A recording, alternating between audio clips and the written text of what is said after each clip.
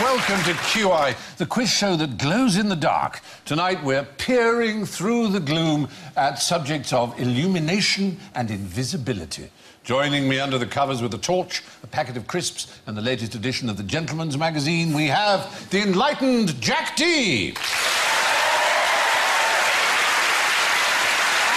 illuminating Chris Addison.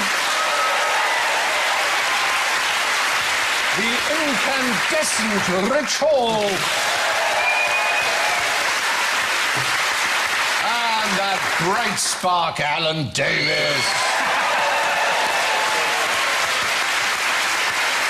Now, should any of you wish to draw attention to your brilliance, you can light up my life in the following manner. Jack goes... Chris goes... Rich goes... and Alan goes...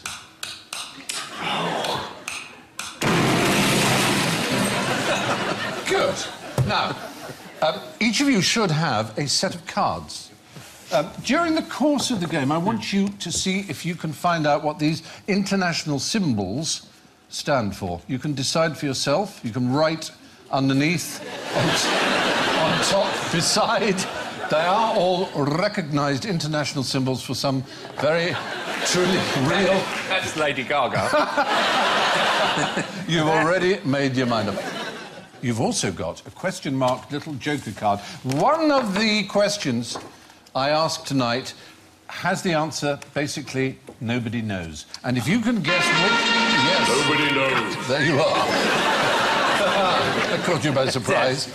If you can guess which question it is to which there is an answer that nobody knows, you'll get extra points. Now, in 1879, the Blackpool illuminations began. They were visited by up to 100,000 people from all over Britain and were so bright that they were described as artificial sunshine. And my question simply is, how many lamps did they use? I love the idea that people of Blackpool consider this to be like sunshine. Oh, are you saying we don't know? We do know, I'm afraid. Oh, we know precisely how many they used. Oh, we did. But hang on, 1879? Yes. So this is before the invention of the bulb? Well done. Certainly before the invention of the filament bulb by Thomas Alva Edison, yes. You know, he didn't have the idea for the bulb, he had an idea for something else. And they went, bing! Oh, hey! Hey, that's very good. I'll do that instead. Yes. It is, isn't it? Yes, you're right. It wasn't light bulbs as we know them. They were carbon arc lamps, which such as were still used by the film industry right up until the 1980s. 100,000 people visited. My question remains, how many lamps did they use to draw that many people? 100,000. 12 lamps. Yeah, damn close. It's 8. Is it? Yes. That's what's so extraordinary. 8 at a distance of 370 yards apart. It was still astonishing enough. No one had ever seen anything like it to draw crowds. Because then there wasn't much to do, was there? Because it caused light, and everything else was gaslight, which is a very different sort of light, and this was a white, bright, daylight sort of light. So what did moths do before then? I don't know what moths... I mean, why don't moths come out during the day if they're so fond of the bloody light? Really? Maybe they could just sit still then. Yeah. Wow. Yeah. This is amazing. It's very peculiar. You know, Edison electrocuted an elephant. He It's did. my favourite fact of all time. Yes. Do you know why? Yeah, it was a death sentence. He was carrying out an execution. I think you might know this because you saw it on QR. Yes. Really? The problem with joining you people so late is you've covered basically all human knowledge. While you were saying, I was thinking, this rings a bell. Maybe that's where I know it from. Story before. But you are absolutely right. Yeah, there is film of it which you can see. It's a very tragic Elephant sight. snuff movies. Yeah, I'm afraid it's true. It's very sad, very sad. But Blackpool, on the other hand, were keen to attract people, and it worked, as you probably know, and as you spoke of. As a lad from the northwest yourself, and in fact from all over Britain, people every September go, just as the season is ending, the illuminations go up and they attract millions of people. And, of course, fabulous celebrities come to turn on the... can you name some of the... Well, I think Jane Mansfield did it Very once upon a time. good, Chris Addison. Wait. There she is. Yeah. Jane Mansfield came. Woohoo! Yes. And then, yes, the lads from Top Gear, so it's, they've made technical... The bloke on the left can't believe it. That's the mayor, I think. Oh, this is terrific. The mayoress, even the mayoress is delighted. Yes, yes, well. But other people have opened. Red Rum, they made a special sort of pedal so that when he trod on it, it turned on. That was in 1977. And then they electrocuted him. Michael Ball in 1997, and in 2006, Dale Winton. I think, Oh, they should have electrocuted him. I think they've peaked. Where can they go from there? Exactly. Dale's definitely... They've reached the top, haven't they? Yeah, but it cost them £50,000 worth of electricity To get every Dale year. Winton? Well, not No, of electricity to get, you know, to run the illuminations. Not anymore, because they use those low-energy light bulbs. So there's no point going for the first 15 minutes of the illuminations. You have to wait. You have to wait for it to warm up. The countdown. 3, 2, 1. Oh. Come back in 15 minutes. That's It'll be lovely. Cost over £2.4 million to stage, but apparently it brings £275 million to the economy because so many people come to watch. But it's free, isn't it? I know, but they buy fish and chips. They stay at the £275 night. million worth of fish and chips. It brings 3.5 million people, and they don't have to spend more than £7 for that to be the amount of money that they would do. Well, there you are. Yeah, the original Blackpool illuminations consisted of 8 bulbs. Today, they're 6 miles long and use 200 miles of wire and 1 million light bulbs. Now, if you can dispel the shadows on this one for me, I'd be very grateful. Why did Mexican revolutionary Pancho Villa have to wait for the light? There he is, Pancho Villa. He only had to wait till the banks were open before he could rob them. Well, Pancho Villa was part of a war in Mexico. He was. Yeah, He was a great, revolution. yes. Quite a tremendous stature, but now reduced to a chain of tawdry Mexican restaurants where suburban bimbos go and drink margaritas for $2 a pitcher and That's it. weep into their guacamole. This is why you didn't get that gig in advertising. Yeah. But there was a 3-part war. There was the government of Mexico against 2 revolutionaries, Pancho Villa and... Oh, is it Zapata? Zapata, yes, the other one. Shu, I think, in Mexican, isn't it? Yes. Yeah, in Spanish. Whereas Pancho Villa means House of Pancho. Yes, that's right. Well, he wasn't called Pancho Villa, was he? He took his name from his granddad, which is the best name I've ever heard, which is... Aston. Aston Villa. Perfect. It was Jesus, Jesus Villa, which just sounds like the Pope's holiday home. Yeah. No, we go to... Jesus Villa. It's Jesus very Villa, good. yeah. It so happened that the American public were rather fascinated by this Mexican war, and different American film companies paid the different sides for the rights to film their battles. And Pancho Villa got 20% of the box office of the Mutual Film Company, who were on his side, as it were, but he had to wait until the cameras were set up and the light was right before he could begin the battle.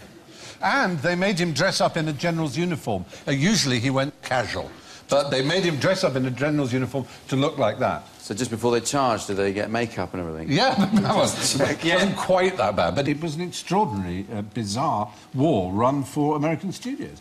And the strange thing is that actually the reality wasn't that exciting, and they would reenact it back in America to make it look more bloody and dramatic. But they would use the footage of him, you know, pointing in his uniform. Because he, like lots of the Mexican revolutionaries, sort of operated as bandits as well, didn't they? Yeah.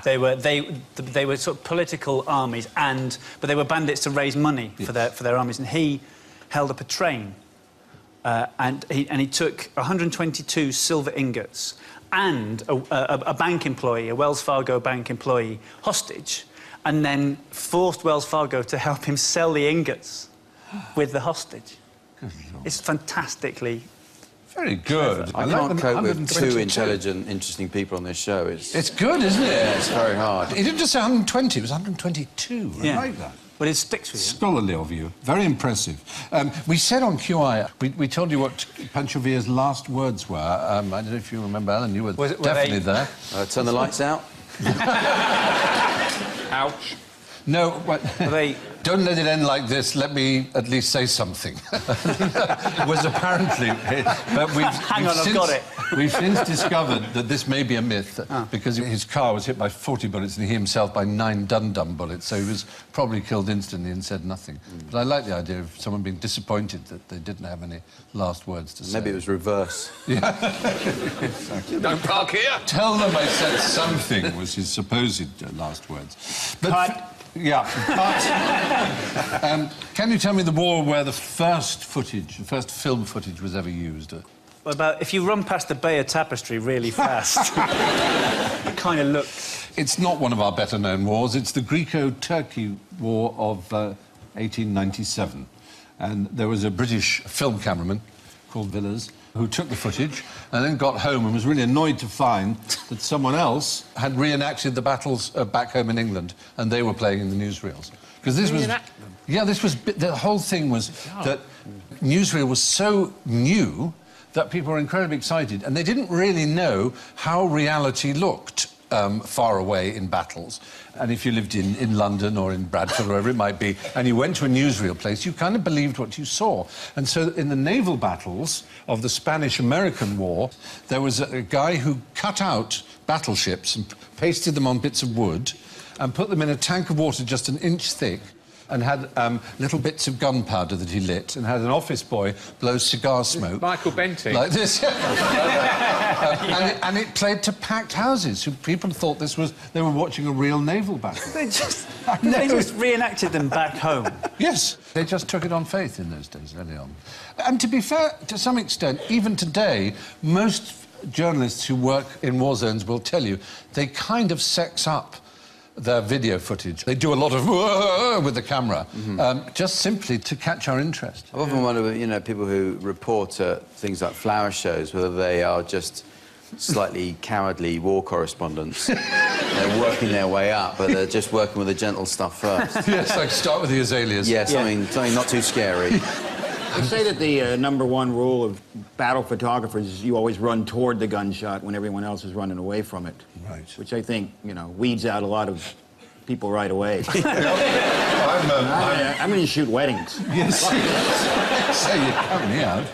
The earliest we can date back this idea of faking war photography to make it more interesting, to give it human interest, is in the 1857 to 58 Indian uprising, where the Secunderbag massacre was photographed, and the photographer just bestrewed it with human bones.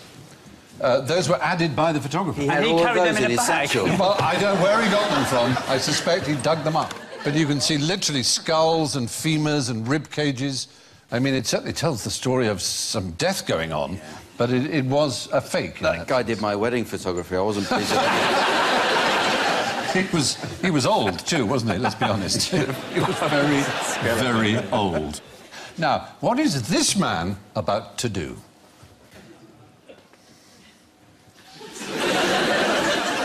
It's to do with our theme, one of our I words. Invisible. Yeah, I mean, if I was going to say they're going to turn invisible, you're going to get terribly excited and imagine they're going to disappear completely. But nonetheless, it is technology that is on the way to invisibility. It certainly creates a transparent coat, as you will see. That's not a post. That's not a post effect. That is happening in real time. That's being filmed there.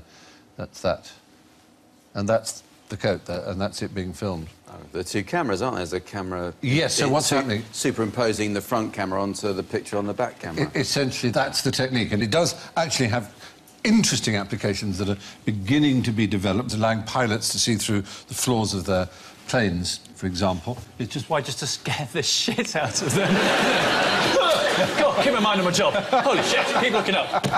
That could be the reason. That could be the reason. But, yeah, I mean, it's quite a good effect, isn't it? He's called Professor Susumu Tachi, and the cloak is made of a material called retroreflectum. And as Jack rightly spotted, it's projecting an image onto itself of what is behind the wearer. The computer generates the image that's projected, so the viewer effectively sees through it. That would really screw them up at airports, wouldn't it? Oh, wouldn't that be very odd? Going through security. One of those. It'd be great for talking to boring people. You could just look straight through them and what's going on behind them. Yes. I mean, cloaking technology, as we know, is at its... It's at an early stage. The Romulans have it, I believe. Harry Potter. Yeah. Ron Weasley's car can go invisible. Ron Weasley's dad, Yes, Ford Anglia, Ford Anglia, yes. can go invisible. That's true. But that does wear the battery out. Yes, exactly. And Harry has an invisibility cloak. Invisibility cloak. There are some quite interesting technologies that make things invisible, which have some limitations. One is that it's only in infrared. Or one is on objects which are so small as they are already invisible to the naked eye. You see that thing you can't see? Yeah. Ta-da! I've just made it invisible. That kind of doesn't really work, does it? Interestingly, of course, in nature, they've got round this problem, not exactly of invisibility, but of, well, there is camouflage. Chameleons and Octopuses, changing Jane. I them. saw an octopus once, and it appears to change the colour of its skin and just looks like a rock. Yes. Amazing to watch. Yeah, and other cephalopods, notably the Hawaiian bobtail squid, like your octopus, can camouflage itself. But the one thing that might give you away if you camouflage yourself is your shadow. And this clever chap can even make his shadow invisible. What, he's got iridescence Yeah, that he can use to light behind him. You're very good, quick mind, you're absolutely right. He ingests bioluminescent food that goes into his stomach, and his stomach controls, by the use of oxygen, how much the bioluminescent food in his stomach shines, and it shines out and casts a light over his own shadow, thus dispelling it. It's a lot of bother to go to, though, isn't it, to be honest? It's a magnificent piece of evolution, really. Jim Lovell, who was astronaut? the astronaut, Apollo 13 astronaut, all his instruments died when he was a naval pilot, and he was at sea in complete blackness. I think there was no moon as it happened that particular night, and how could he find his aircraft carrier? And he could just see this very faint phosphorescent wake of the aircraft carrier, which itself was over the horizon. So he just followed it and followed it and followed it, and eventually he got to the aircraft carrier and landed on it. There's a lot of life at sea that is luminescent. It's quite beautiful. It was a very rare occurrence. Yes. That luminescence happened every so often. When it happened to Lovell, it was a complete coincidence that it happened to be that day. Right. So it wouldn't always have happened. So he was a doubly lucky man. Very lucky man, surviving yeah. 13 as well, yes. Yeah. So you knew the story already? I did, yeah. Well, I'm at the moon, that's my thing. It is, isn't it? I'd forgotten that. You're very much a moon Yeah. chap. Okay, extra points all the way to Chris Addison. We're beginning to get a little bit humiliated by him. Yeah, aren't we? might as well. Chris, well, do you know what these mean? I think I've got a guess. Actually, during the Indonesian confrontation, as it was called, in the early 60s, the British Army were very puzzled as to how the Indonesians could travel in the darkest forest, and they'd all stay together in single file completely.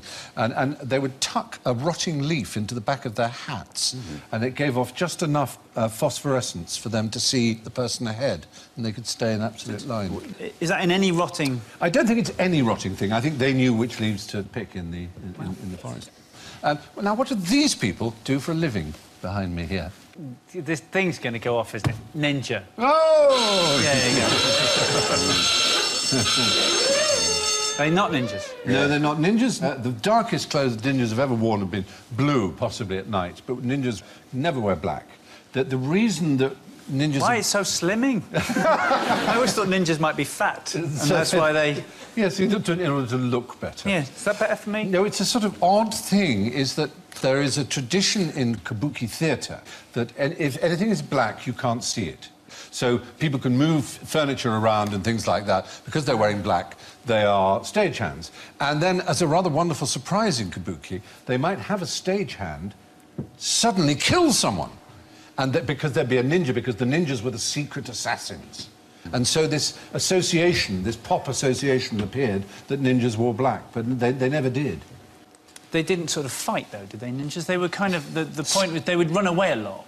I mean, Yes, well... it was all distraction techniques, was how they used to overcome their foe. So they would throw talcum powder or whatever, and whilst you're distracted with the lovely skin, they'd run away and moisturise. And or they would throw cards or, Yes, stuff like that, and then run, because they didn't want to engage. Yes, what they weren't... They were the exact opposite of the samurai. Samurai were all about honourable man-on-man sword fighting, and ninjas were about, as you say, scouting, spying, deceiving, all kinds of different little tricks of one kind or another. Yeah. And indeed, those kind of things you mentioned were part of their repertoire. But what they never did was wear black. Staying with Japan for a moment, tell me something quite interesting about the original geishas. They're all men. Yes! Oh, God. Absolutely right. Bravo. Until 1751, all geishas were men. Originally, geishas was almost more like court jesters. They were not courtesans, as they're often considered to be now. And then it took about 100 years before they were sort of even number, and then the female geishas sort of overtook, and now they're all female. Now, how about an ingenious interlude? Have a look at this glass tank behind you and tell me how many balls there are in there. 1, 2, 3. Well done, Alan. 4. So far, so good. Yeah. 5. Yeah. 5. The worst episode in the National Lottery. So how many are in there, would you say? 5. 5. 5. Well, it looked like 5, didn't it?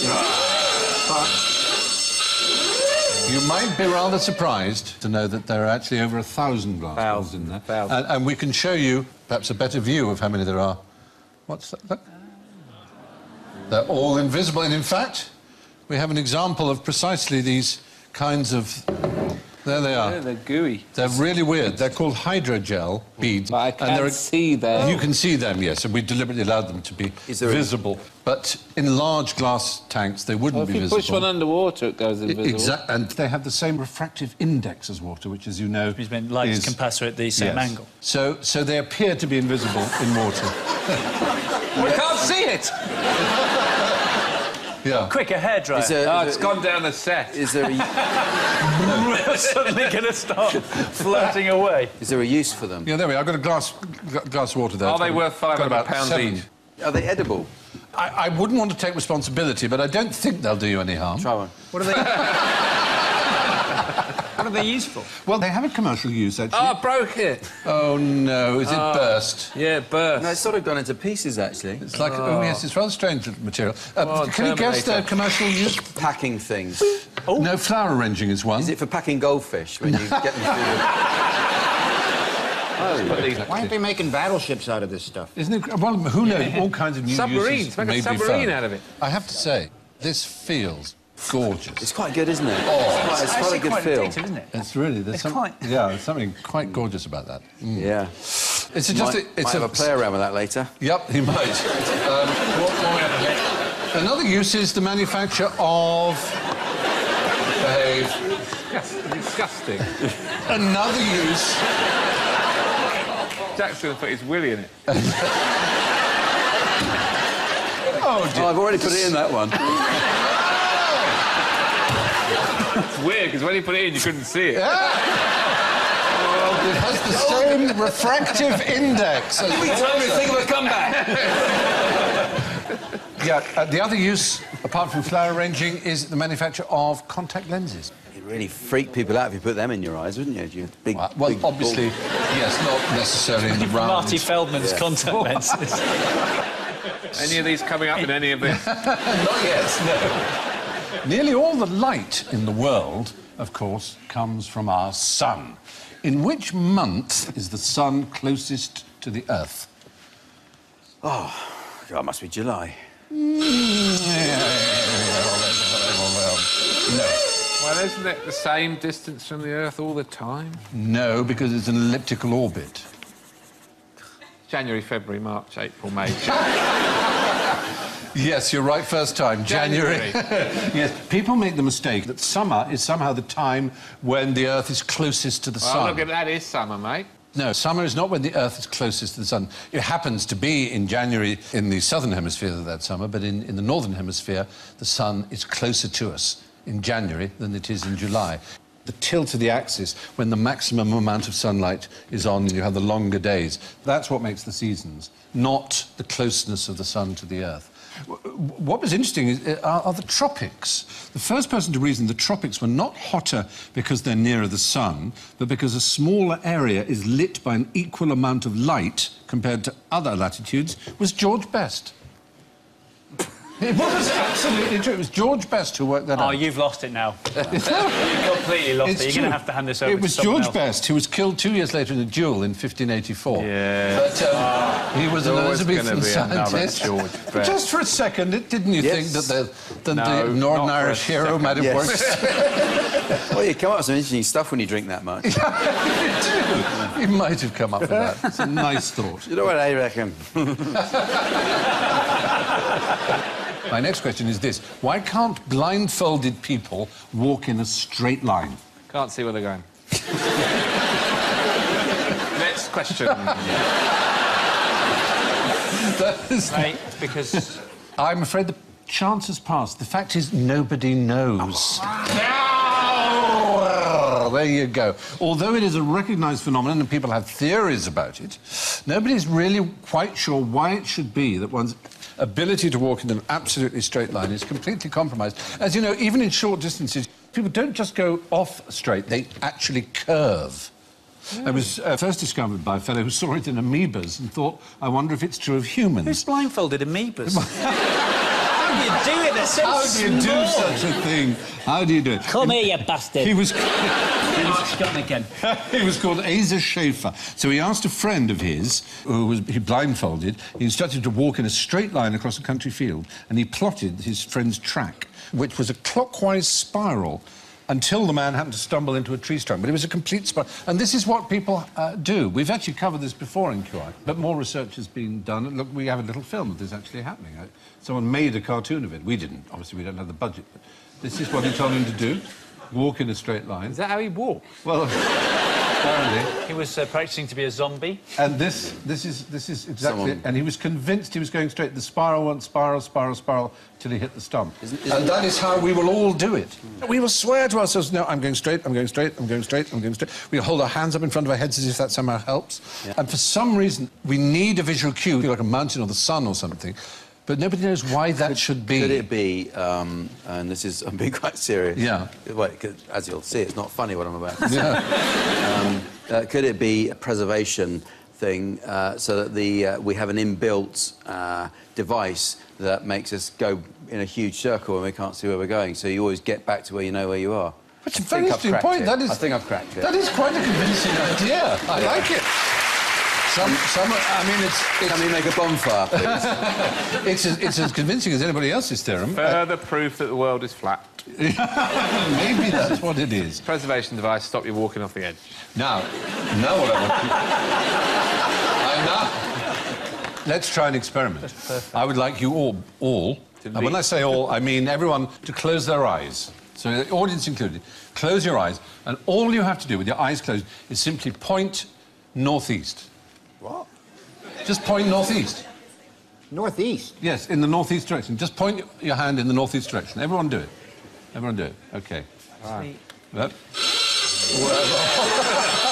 I haven't moved. No, I'm not pointing. You were pointing down for some reason. It's actually just almost directly behind me. Closest was definitely Chris there. But, yeah. You're not going to tell me Chris gets points for that? No, I suppose what's interesting is that unless you happen to belong to a very rare and unfortunately diminishing Aboriginal tribe in Australia, we just simply do not have an instinctive and automatic understanding of north and south wherever we are at whatever time. And it's linguistic. This particular tribe, in their language, they have no word for left and right. That from the earliest age, their children will be told, they say, oh, well, the salt's at your southeast elbow, and they'll just pick it there. And everything is in absolute relation to north and south. To them. Nothing... Salt cellars? Well, whatever. Whatever. The point is that they always know, wherever they are, whether inside, outside, instantly, north, south, when it's dark or light, wherever it is, and they use in all senses of directions, including their own bodies. If you flew these people to the other hemisphere, would they think it was the other way, like water going down a plug? It's an interesting point. I don't know. They're called the Pomperor people, and their language is called Cook Thaora. And unfortunately, it's a dying language, as so many these Aboriginal languages are. I mean, around the world, over 100 languages a year become extinct. And, of course, our prepositions that we tend to use in terms of space, we also tend to use in terms of time. And we have this idea that the future is forward. But the Amara Indians in South America think that the past is ahead and the future is behind. That must make bill paying a lot easier. No, it's just a different way of looking at things. They're thinking that the future there is behind, is the unknown. The future is there, we don't know what the future is, it's behind us. The point is, these things are stuck in our language so much, we assume they're natural and right. And so when we come across another culture that thinks in another way, it gives us great pause, because these aren't necessarily natural and right. They're just actually, I still they're think metaphors. they are right. Do you? Yes, I do. OK. I won't be swayed. Fair enough. When they say back in the day, they mean something hasn't happened yet. Yes. How can you look forward to stuff if it's all behind you? They would find you just as weird, that's all I'm saying. You know, Now you're being rude. It's time to admit that I had a sip of water and then I did swallow one of those pills. You won't see it when it comes out. Now, what happened when Colonel William Rankin got stuck for 30 minutes in one of these? Oh, it was a puzzle and they had to try and solve it. Is that what it was? You haven't got one of those, I think, but that is an example of... You've got international symbols. Is it a diving bell? It's not a diving bell. It is an international... It's an expired parking meter. Any other Kaiser's thoughts? An helmet. igloo with a loft conversion. These are all good answers. When I say it's the tallest structure that we know on the planet... Man-made? No. Is it beneath the ocean, No. this tall structure? No. It's in the other direction. It's in the sky. Yes. A cloud. Yes. It's a particular kind of cloud. It's... That kind of a cloud is... That was its symbol. A fluffy cloud. It's a cumulonimbus. It's kind of anvil-shaped. He was stuck in there for half an hour? He was stuck in there for half an hour, yes. He was a US pilot, and he ejected. But he'd opened his chute then. He opened his chute, but it was a half an hour inside this thing, being buffeted about. So how tall was the pole that Simon was on?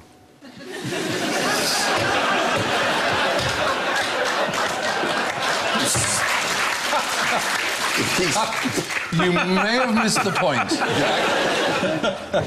So anyway, they get up to about 23,000 metres high, which is fantastically high. And he was buffeted about it. He did survive. His eyes were bleeding, his ears were bleeding. He was pelted with hail. He was in a terrible state, but he did survive. He's the only person who's known to have fallen down through one of these structures and survived. Anyway, listen, what use, while we're with clouds, what use to a pilot is a morning glory? Ah, now. If his joystick fails...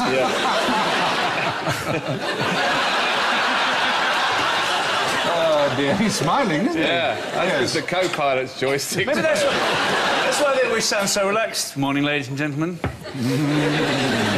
Welcome on board. Well, aside from the possibility of what a Something morning to do glory... with the sunlight coming over the horizon or something. Well, no, it's an annual event that takes place in northern Queensland, Australia, called the Morning Glory, and it's a remarkable cloud system. It's really amazing. We've got a picture of it. It can be up to 600 miles long. It's as long as, well, the United Kingdom. Wow. Look at that. There. And it's over Burketown, which has a population of 178 people. But lots of people come, and the reason they come is apparently if you're a glider, a gliding pilot, you get the ride of your life. It can go at 35 miles an hour, this cloud, zooms, and inside it, apparently, it's the most exciting thing that you can experience. And you bump into a bloke with a parachute. Get off! Eyes are bleeding. Can you see the sign?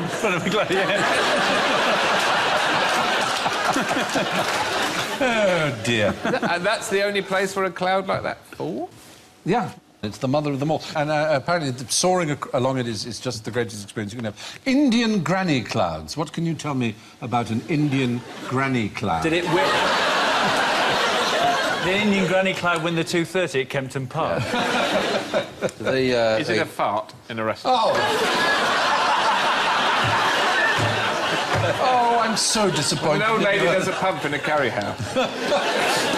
Do they go up in the sky and then can't remember what they went up for? Now, think of cloud in the 21st century. What other use has cloud been put to as a word? It's a computering thing. It's a isn't it? computering term, yes. Yeah. This is a scheme whereby grannies in England, using Skype or some similar kind of technology, teach and educate and inform and enlighten children in India, all the way from England. It was started by a professor, Sugata Mitra. How to make jam, possibly. Yes. They tutor in Indian classrooms where they're short of teachers. And apparently it's been an enormous success. Why grannies? Well, because they've got a bit of time on their hands and because they care. Drop one, pearl one. Yeah.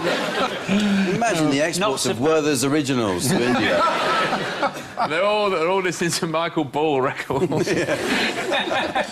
So what we're looking at, anyway, with your symbols, are part of what is known as the International Cloud Atlas.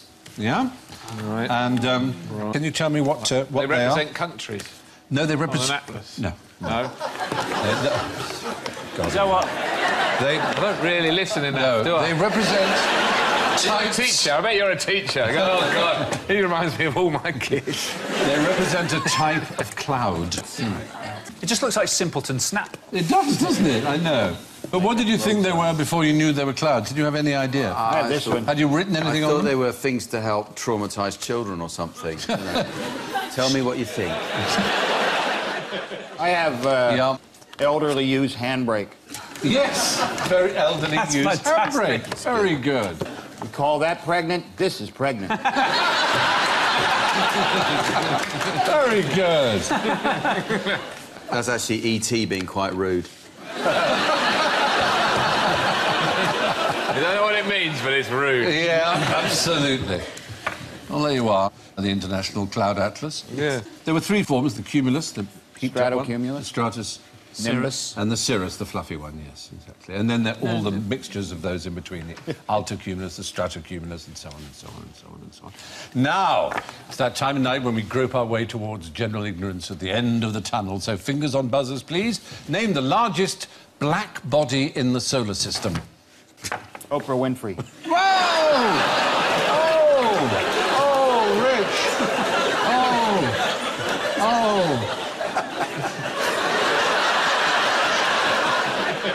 In the solar system. Black hole. Largest black...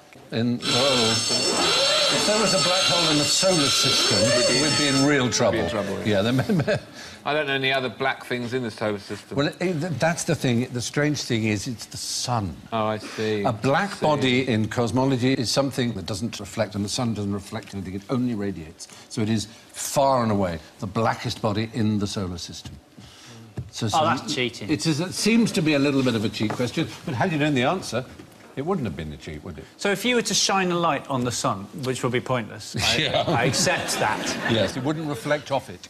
In the solar system, there is no other body so unreflective. The moon, for example, is nothing but reflective. It gives off nothing, but reflects all the light of the sun. Same as us. But the sun reflects nothing.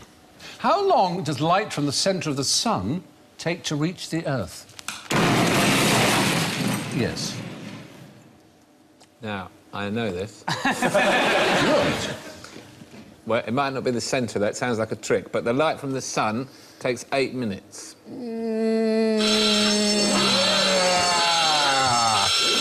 Oh, dear.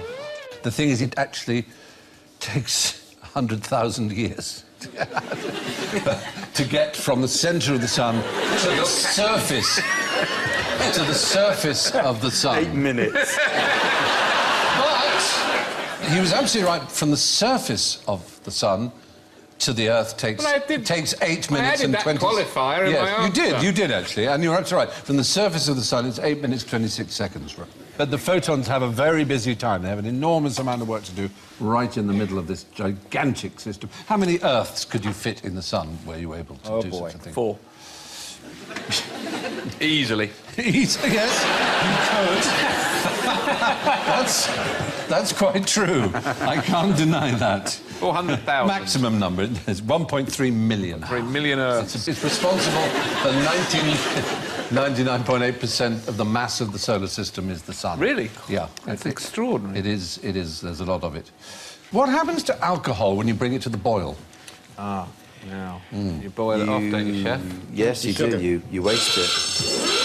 Whoa! That's it, isn't it?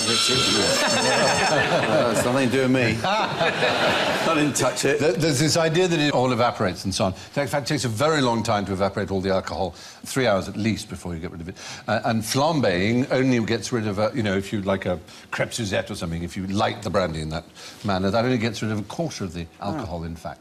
So the idea that you're burning it off, it's not particularly important unless you're drinking very, very carefully so that you know that you're exactly under the limit. Then you have a crêpe Suzette and drive and are surprised by the fact We've all that been you're there. over the limit. The crêpe Suzette. And the same goes to a Christmas pud then. When you put the brandy on it, give it to the kids and say, there won't be any alcohol, we burnt it. Exactly. That's right. There It does will have be a alcohol. 20p piece in that might choke them to death. So could you get done for eat driving? Yes, if you had enough of it, yes, you could. Eat driving is a heck of a thought. Interestingly, if you add alcohol to a recipe and you don't heat it at all, just leave it uncovered overnight, it will actually get rid of more alcohol than by flambeing it, because 30% of it will go, just by natural evaporation. So if you leave a glass of wine out at night, the alcohol will evaporate Some of the alcohol, from the will wine? evaporate. Or someone will come down and drink it. 30% of it's gone. How much alcohol are they allowed to drink on US Navy ships? A tot of rum. A tot of rum per man? No. All US Navy ships have been dry since 1914. No alcohol at all.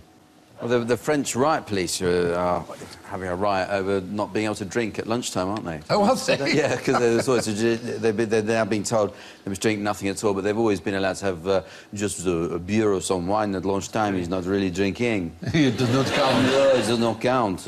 And they've always been allowed to do it, and they still do it. And now the government is saying, well, you don't think it's such a good idea that you should sit in your van drinking beer, which is... There was a photograph taken of all these riot police.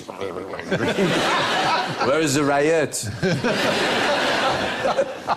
Fantastic. Well, there you go. How many eyes does a no-eyed, big-eyed wolf spider have? Yeah. 8.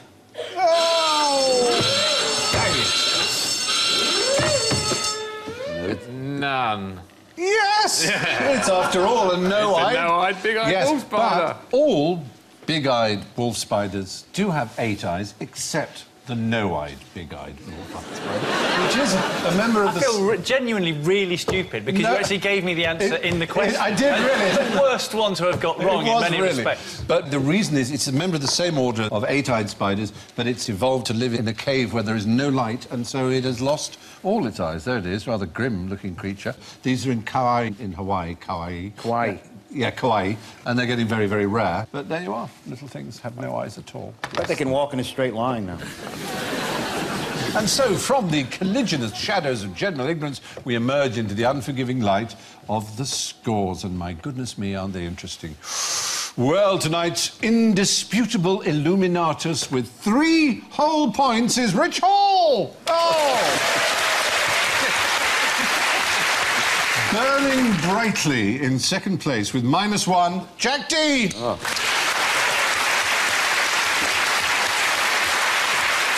Despite his stunning knowledge in so many areas, he did fall into a few of our little heffalump traps. So, in third place, guttering and sputtering a little at -9, Chris Addison. But cast forever into outer darkness with -45 is Alan Davies.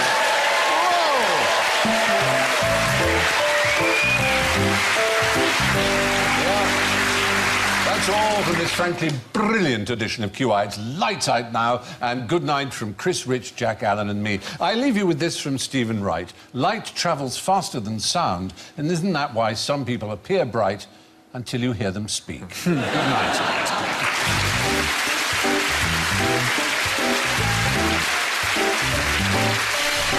Next, fasten your seatbelts for 80 minutes of glossy, first-class American drama on BBC Two with the feisty flyers of Pan Am.